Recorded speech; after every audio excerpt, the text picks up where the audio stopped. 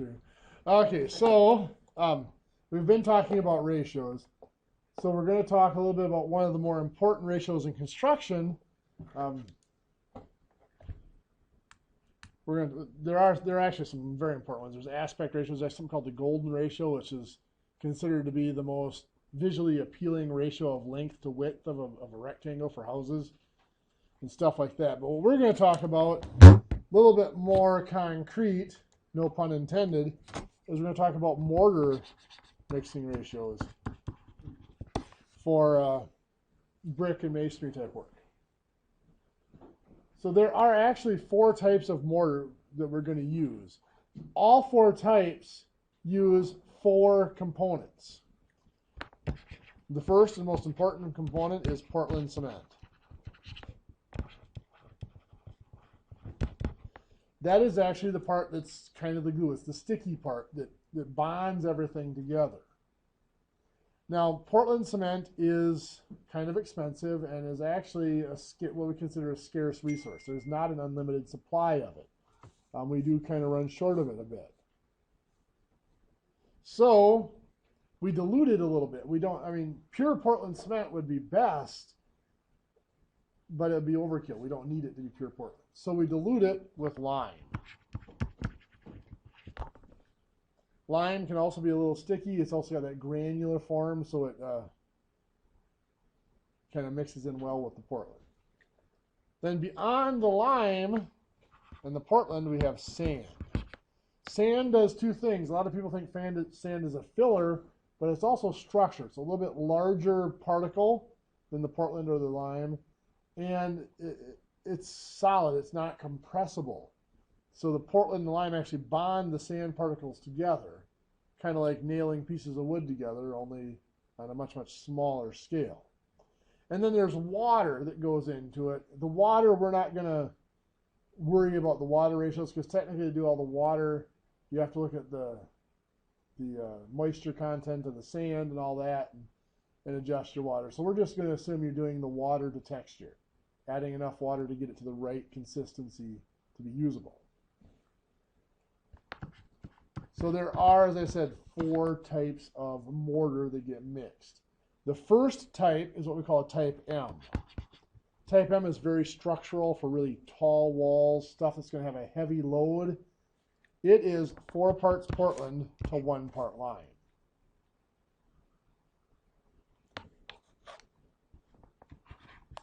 Next we have type S. Type S is a little bit more common because it doesn't take quite as much Portland. Again, for like a multi-story residential building, you'd use Portland, especially at the base of the building. As you're going up, you can get to type S, sorry. So from the base of the building, as you're going up, you don't need quite as structural of a material, but so you can switch over to a type N or even an O if you have to as you get up higher in the building. But type S is 2 parts Portland to 1 part lime. So you can see not quite as heavy on the Portland as type M. Type M is very uncommon to use because it takes so much Portland. It's a very expensive mortar. Type N is kind of the universal mortar, which is a 1-to-1 Portland to lime ratio. Type O is used mostly for like if you have a brick veneer, a brick facade on the front of the house that's just decorative, it's not structural at all. So all the mortar has to do is hold the brick together and hold it in place. There's no structure. There's no weight sitting on top of it. And type O is 1 part Portland for every 2 parts of lime. Now you'll notice I haven't put anything in here for sand yet. Sand can be anywhere from 2 1/4 to 3 times other total solids.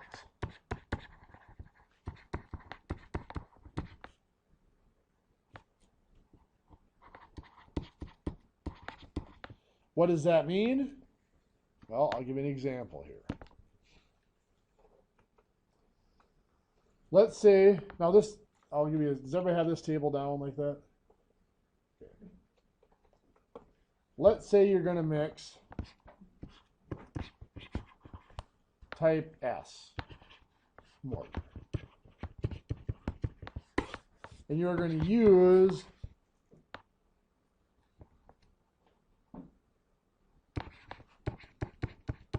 8 cubic feet Portland.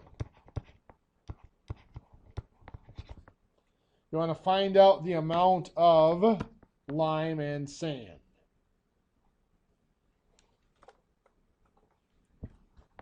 I've got my Portland, I got my lime, and I got my sand.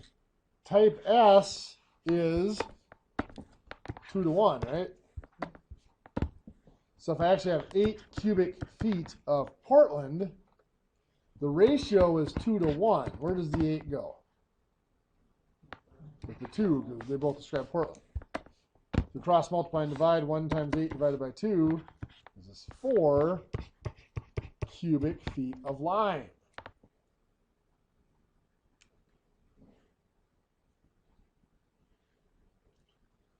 The sand is going to get split into 2 things, minimum and maximum sand. You'll notice that I said 2 1/4 to 3 times other solids. Well, how much other solids do I have? Well, I have 8 cubic feet, and 4 cubic feet makes 12 cubic feet.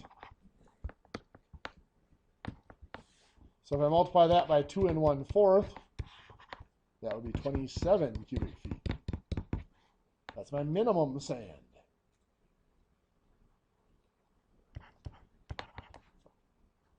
If I multiplied the 12 cubic feet times 3, that would be 36 cubic feet. That would be the maximum amount of sand I would want to use. So the sand I would use would be somewhere in between those 2 numbers. Does everybody see where the 12 cubic feet came from, first of all? That's just from adding the Portland and the lime together. Then the 2 1/4 to 3, the 2 1/4 is just the minimum, 3 is the maximum.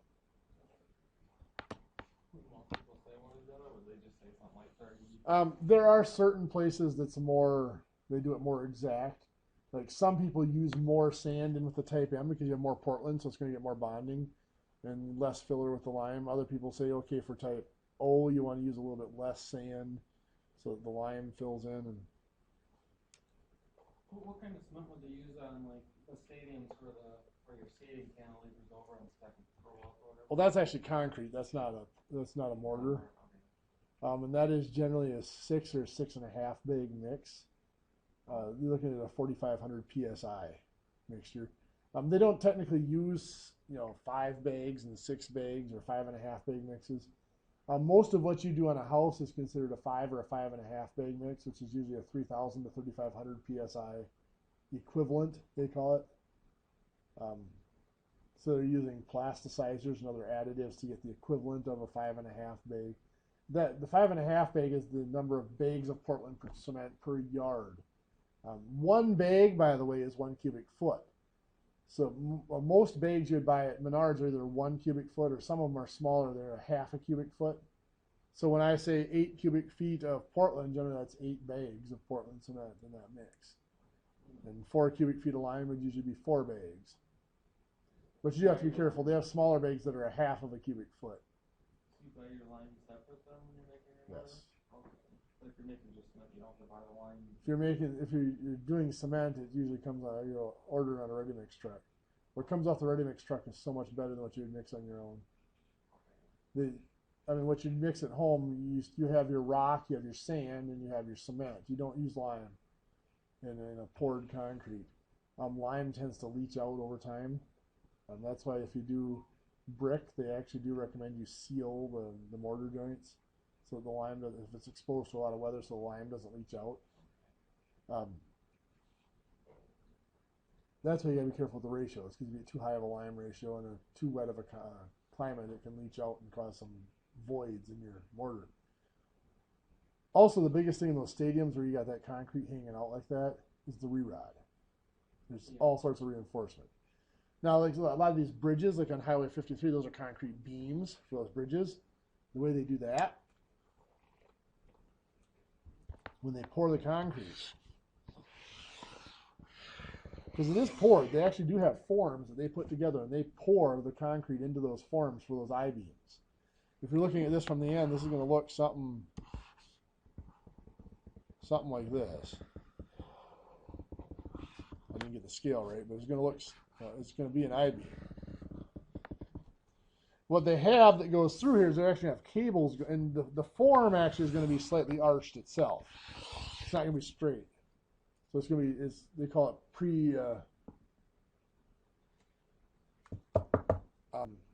a built-in deflection is what it is. I can't remember the term right now. Well, pre-stressed is what I'm trying to talk about next. The pre-stressed is now, then they run reinforcement rods through it, or sometimes reinforcement cables if it's going to be in tension. And they'll run a rod or a cable through it right here, and they will actually take that, they'll put it, connect it to something, a plate here so it can't pull through. And they'll actually take a machine here and they'll actually stretch it. They'll put, sometimes up to 10,000 pounds of force on that, of tension on that. And then they pour the concrete in and they release it. And what that does is that takes that concrete now and it pulls it like this, so it's even higher. So now when you put weight on it, it stretches that cable back out. So it's not the concrete that's holding together, it's that cable that's pulling the concrete together. If you ever want to see a really neat thing, take blocks of wood and drill 2 holes through them.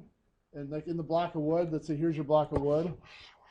It's just maybe a 2x4 that's 8 inches long or so. And drill 2 holes through them like this. And take maybe 7 or 8 of those blocks and drill those holes through them. And if you take those blocks, obviously, and you use them, try to set them across to make a bridge, they're just going to fall down. But if you just take a piece of rope, put it through those 2 holes, instead of just going to sag really horrible, right? If you tighten up that rope tight enough, though, it'll stay perfectly straight. That's the same concept as pre-tensioning rods or cables in those beams. It holds it up straight. Then you have the added fact that they actually give it that little bit of a curve. Now, because of that curve, they can't over-tension it or actually snap the concrete the other way. They'll buckle it the other way before it gets under load. Is that kind of like the same thing you do with semi-beds and stuff like that? Yeah, that's why when you look at an empty flatbed, it looks like that too. It's got a big arch to it. When they load it down, it'll come down almost flat. The axles on those, some of the newer ones have pivot axles in back, so all 8 wheels will stay on the ground. But if you look at some of the older ones, the front set of tires, the front axle will actually be off the ground slightly when it's unloaded.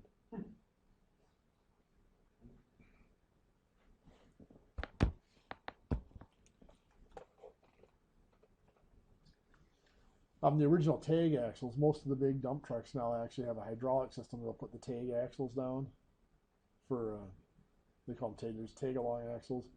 So if they're overloaded, they can put that axle down. There's extra wheels on the ground, so it spreads out the weight more. The original tag axle was not on hydraulics. It was just mounted, and the tires were about this far off the ground. So that as you got really heavily loaded, as the suspension compressed, then they would hit the ground and take over some of the load.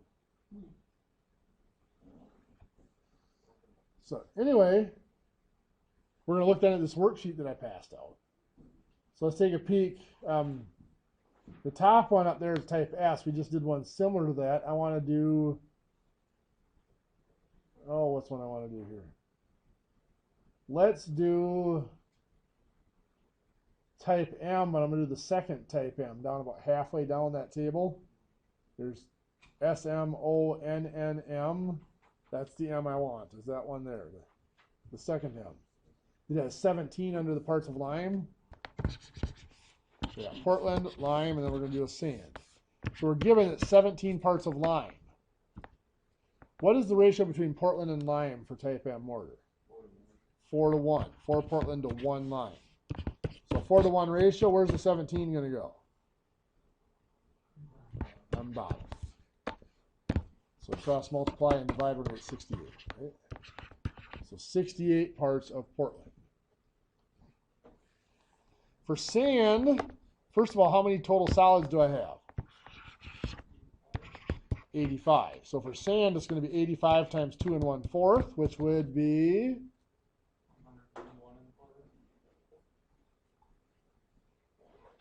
190, 191 1/4, you said? Yep. Okay. That works. That's our minimum sand.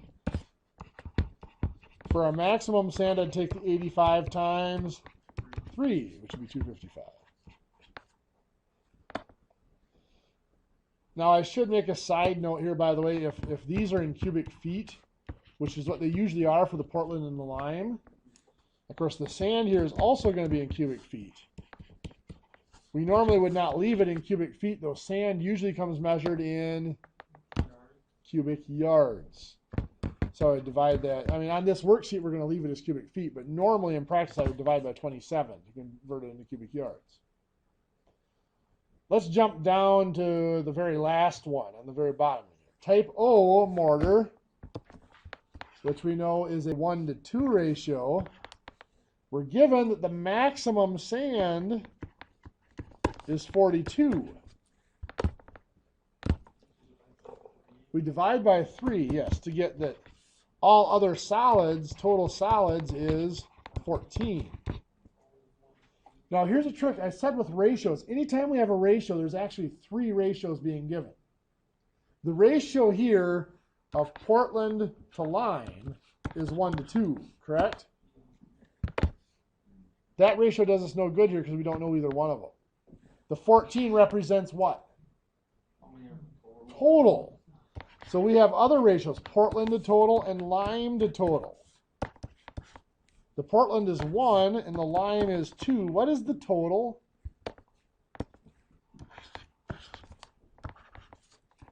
Where did 3 come from?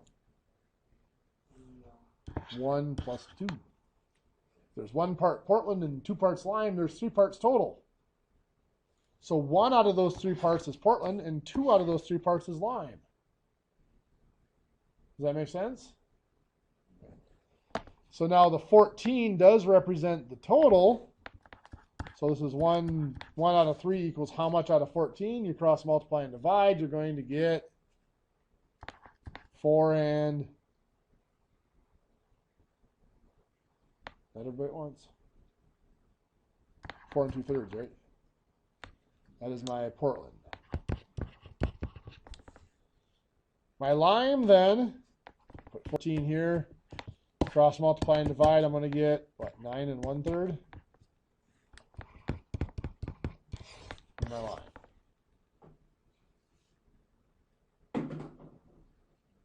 What am I still missing?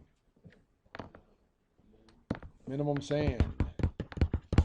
Well, I'm just going to take my 14 and multiply by 2 1/4. So 31 1/2.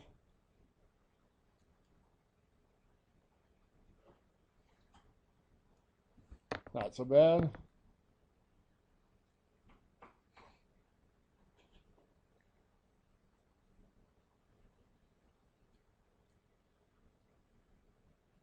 Now, I'm actually going to pause here so I can give you a different pack. You look at that front table there, and it's giving you the same ratios. For M, instead of 4 to 1, it's giving you 1 to 1/4. Same thing. For type M, your Portland, your lime, and this one actually does give you the sand. It's giving you a 1 to 1/4, which is the same as 4 to 1, but it's also telling you the sand is then 3. 3 parts of sand, which is somewhere in the middle of that 2 1/4 to 3 range. What's more important is after this, at the end here, they're saying per cubic foot. Portland, lime, and sand. And you'll see there for Portland, they have 0.29. Lime is 0.07 and sand is 0.87. By the way, what this is the fraction of a cubic foot, or the portion of a cubic foot that each one of those is. So if I have, now the other ones are listed there, but I'm not going to list them all out. This is easy. Let's say I need to create 25 cubic feet of mortar. Type M. To find out how much Portland I need, it'll be 25 times 0.29. 29% of it has to be Portland, which comes out to be,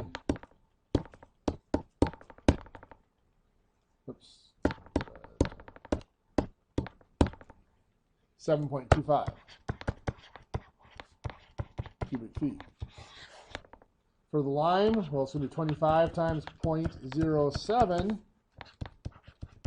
1.75 cubic feet, correct? Then for the sand, 25 times 0.87, otherwise known as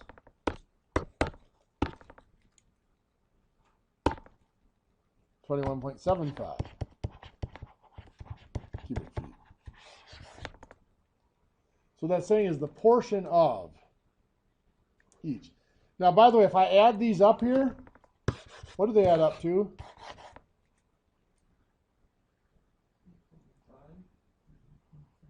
30.75.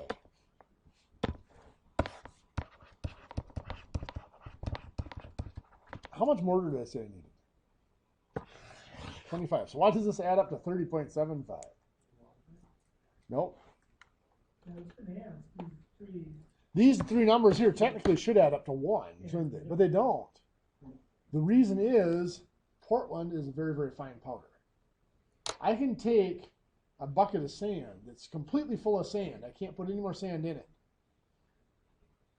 Those little grains of sand are actually relatively big compared to Portland. So those little grains of sand, because they're grains and rather not the really crushed powder, there are gaps in between them. Does that make sense? Just like having marbles in a bucket. There's gaps between the marbles. Well, you could take that bucket of marbles and dump flour in it, and you could dump quite a bit of flour in there, and it would just sift down through the gaps in the marbles before it would run over. The same is with the sand and the Portland. The Portland and the lime even, too, can get down in between the gaps in the sand particles and not actually increase the volume at all. So even though you've got a full bucket of sand, you can actually add Portland and lime to it and not run over. So that's what happens. This here, even though these add up to 30, almost 31 cubic feet, when you mix them together, it is only 25 cubic feet. Because the particles of the Portland hide in the gaps between the particles of sand. So that's kind of a weird thing to think about. But so how did they adjust those then? That's a known formula? Just through practice, yeah. They adjusted them to get them to that. The bigger question is, so I want you to know how much, now, and again, like I said before, this here, the sand is not going to be left as 21.75 cubic feet. We're going to divide that by 27 to say, okay, we're going to get 0.81 cubic yards of sand. Do you guys remember where the 27 came from? Yeah, 3 times 3 times 3 is a cubic yard. 3 feet by 3 feet by 3 feet. So a bigger question is, how do we know that we need 25 cubic feet of mortar? Well, if you flip to the next page of the packet, it tells all. On this next page of the packet, it tells us down at the bottom. Now, the top one up there, those first 1 through 5 is just what we were just doing. It tells you how many cubic feet of mortar you need. Use those numbers on page 91 to figure out how much Portland, how many cubic feet of Portland, how many cubic feet of hydrated lime. Now, it says bags. Remember, 1 bag is how many cubic feet? 1. For this purpose, 1 bag is 1 cubic foot. And then also figure out how many cubic feet of sand, but it's asking you for cubic yards, so convert the cubic feet of sand into cubic yards for that, those 5. So then down at the bottom of the page now, we're looking at the different types of brick. You know, if you're doing a basement, a structural brick or a block, what size are those? Anybody tell me? 8 by 8 by 16. 8 by 8 by 16. Those I don't believe are on here if I remember right. No, they're not on here. These are decorative blocks. So these are like your red block. These bricks over here, those are decorative. Those are not structural. So it'd be bricks like that or other, you know, textured bricks of some sort. These are not structural bricks, structural block. So anyway, let's take a look. Let's say that we want to build a wall. And we're going to build a simple wall that is, oh, I don't know. Let's go 30 feet long by 8 feet tall. How many square feet is that?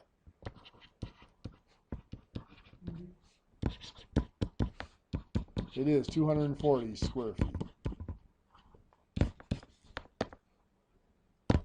Let's say that we plan on using a standard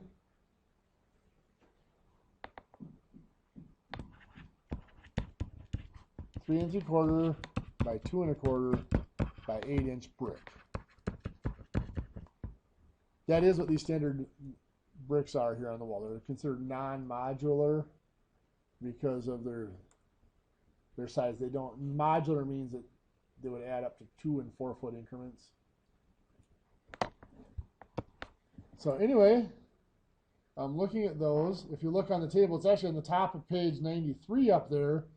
3 and 3/4 by 2 1/4 by 8. We need to know the size of the mortar joint. Usually it's a 3/8 or a 1/2 inch. We're going to go with a 3/8 inch mortar joint.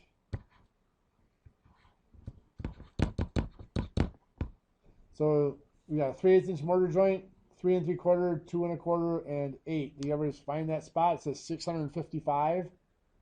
The 655 is bricks per 100 square feet, right? You see that? So what that means is we're going to take that 655 per 100 square feet. How many square feet do we have? 240. It's 240 square feet. It goes on bottom. And we will cross multiply and divide. 655 by 240 divided by 100. Ah, crap.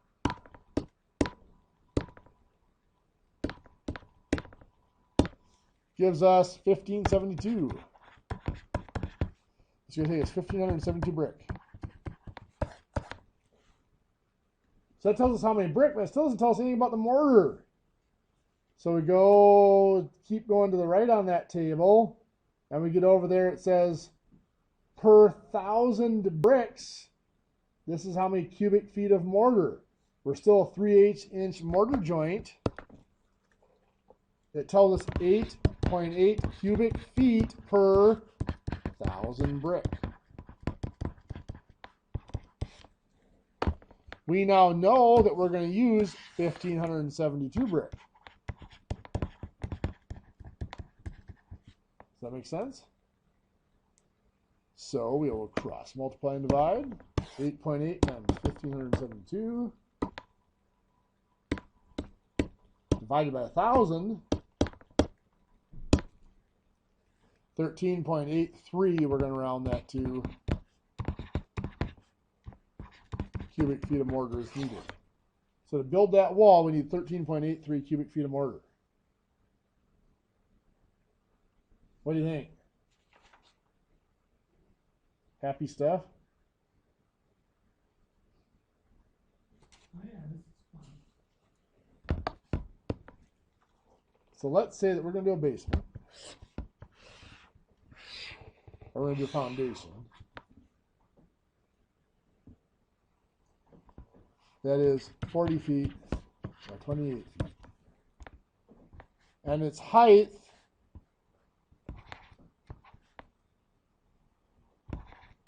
is 8 foot 8 inches. Why would they go more than 8 feet tall? Yeah. You almost always shoot for at least 8'2", 8'3". Most of the time when you pour your floor, you have your footing down here that your wall sits on top of. Most of the time you pour your floor at least partially sits above your footing. You know, some people try to butt their floor in right at the edge of their footing like this, but then you get that line there, and if you get any heave, you get an uneven spot. Most people will pour their floor over the top, at least 2 inches over the top of their footing. It also is better for moisture protection. You don't get moisture bubbling up quite so easily then. So you lose a couple of inches to that. So if you just go an 8-foot wall, now you're already down to 7'10". If you have any mechanicals that hang down underneath the floor joists, you're going to be lower yet. You may have floor trusses instead of floor joists if you have a top cord mount, top cord bearing floor truss. They sit like this.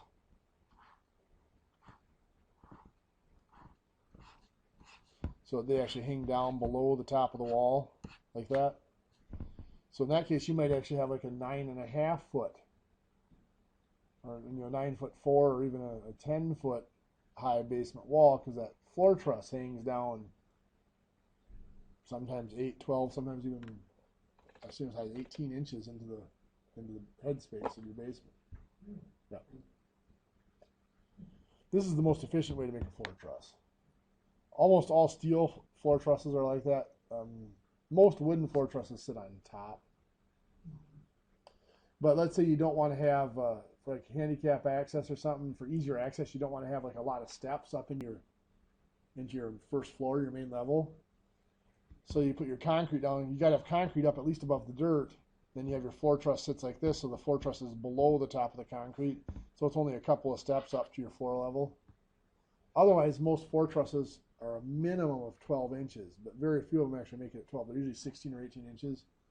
So if your basement floor, if the top of your cement is sitting 8 inches above your ground level, then you've got 16 or 18 inches above that. Now you're a minimum of 2 feet above ground level, so you have a minimum of 3 or 4 steps up to your door. Mm-hmm. And of course, most people want windows in their basement.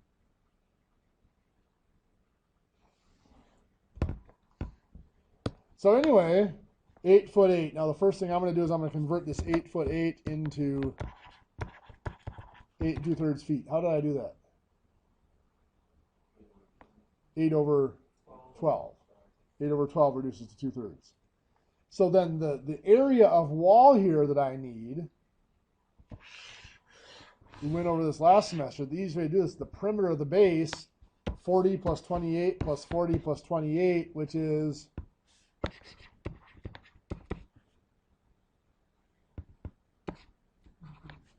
136 feet. Very good.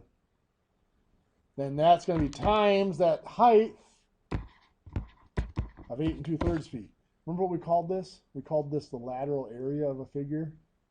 There's a reason why I forced you to do that lateral area by a perimeter of the base times the height, because that's how you do a foundation. So I'm going to do this. This is how I have to make my calculator see 8 2/3 times 136. 1178 2/3.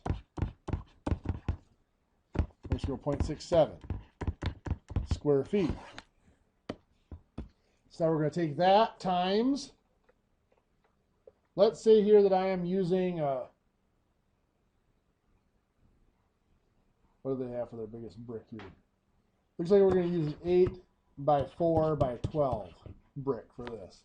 Because that's the biggest one on our chart. I could give you the numbers for 8 by 8 by 16, but I want to stick what's on the chart in the packet here. So 8 by 4 by 12 is the bottom one on page 92 there. This does not take the bricks down for the mortar joint.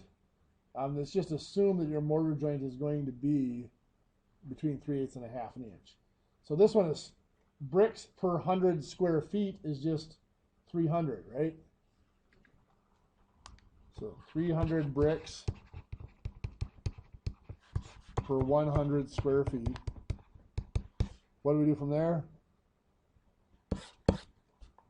Got the 1178.67 square feet, so that goes with the square feet.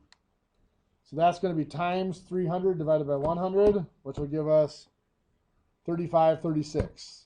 So 3,536 brick that we'll need. Make sense? So we know how many brick we need. How much mortar are we going to use? We're going to stick with a standard 3/8 inch mortar joint. Looking over there, that says 25.9 cubic feet per 1,000 brick. So we put the 3,536 brick in here. And we cross multiply and divide. So 3,536 times 25.9 divided by 1,000. 91.58 cubic feet of mortar.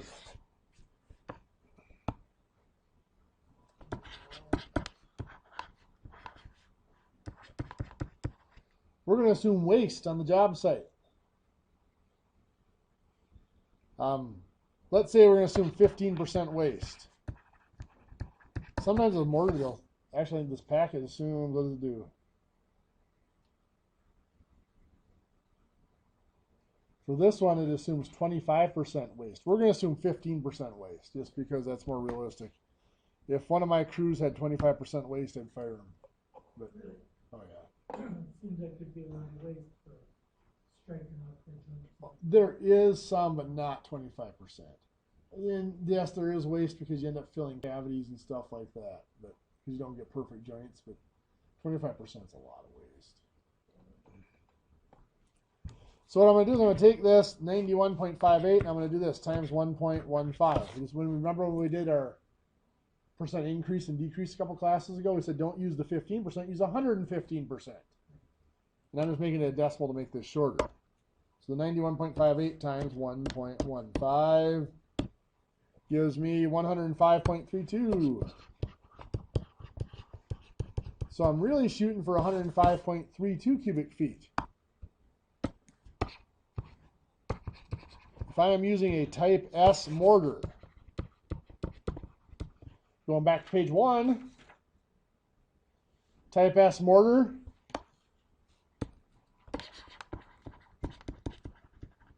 Portland, I'm going to take the 105.32 times 0.21.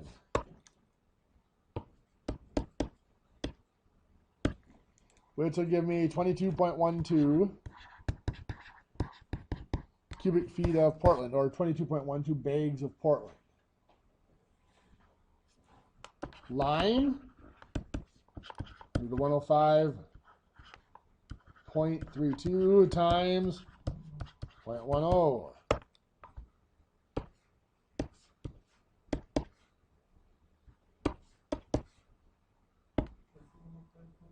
10.53. What's that? We had a 91.58 cubic feet of mortar. We multiplied by a 15% waste, so 115%. I got 10.53 cubic feet for that. With lime. You look confused, Mike. You got her? Okay. The sand, then we take the 105.32 times 0.94, it looks like.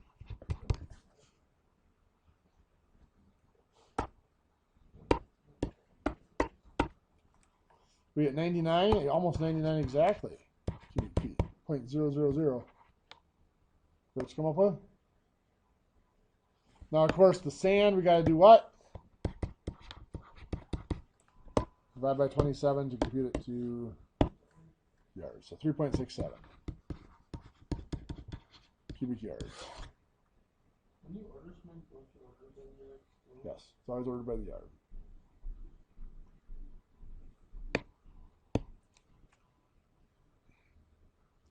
Obviously, you would not mix all your mortar at once for that because it would set up by the time you got it used up.